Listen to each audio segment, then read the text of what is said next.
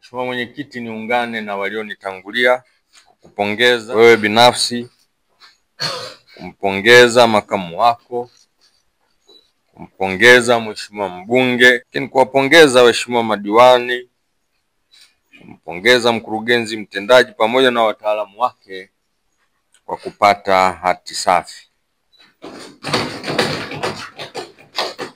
Si jambo jepesi sana kupata hati safi kama hakuna kazi ya ziada iliyofanyika kuhakikisha hati hiyo inapatikana. Na kazi kubwa ya ziada ambayo nyote natakiwa muielekeze kuifanya ni kuzingatia tu kanuni, taratibu na miongozo katika matumizi ya fedha za umma. Usimamizi, uwajibikaji na uwazi ndio nguzo katika haya ambayo yamewafikisha hapa. Lakini pamoja na kupata hati hiyo safi, bado kuna kusuasua katika ushughulikiaji wa hoja na mapendekezo ya mdhibiti na mkaguzi mkuu wa hesabu za serikali. Kwa mfano, kupitia taarifa ya mdhibiti na mkaguzi mkuu wa hesabu za serikali za mwaka wa fedha ulioishia tarehe 30 Juni 2024, nimezisikia hapa taarifa zikieleza kulikuwepo na hoja na mapendekezo 27 yaliyotolewa na CAG, na kati ya hayo yaliyofanywa kazi na kufungwa ni 7 na yanayoendelea na utekelezaji ni mapendekezo 20.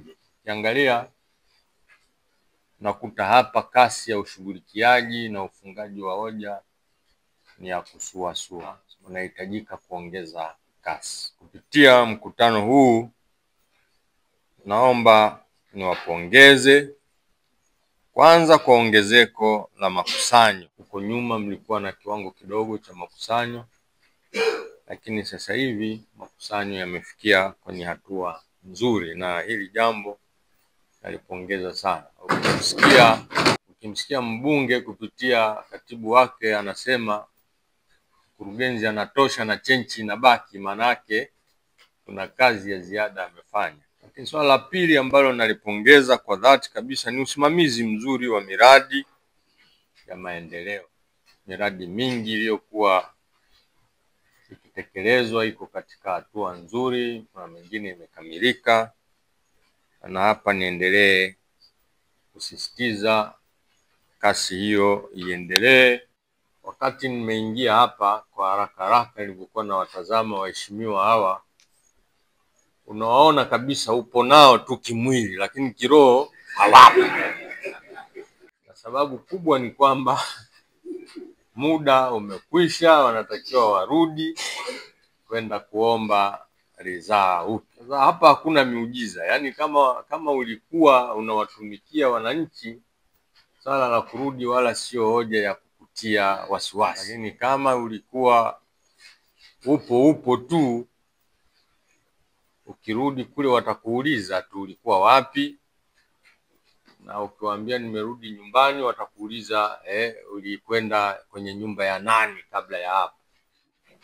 Lakini kama ulikuwa nao bega kwa bega sambamba, naamini kabisa Mwenyezi Mungu atawasimamia, na katika baraza lijalo basi mtaendelea kuhudumu.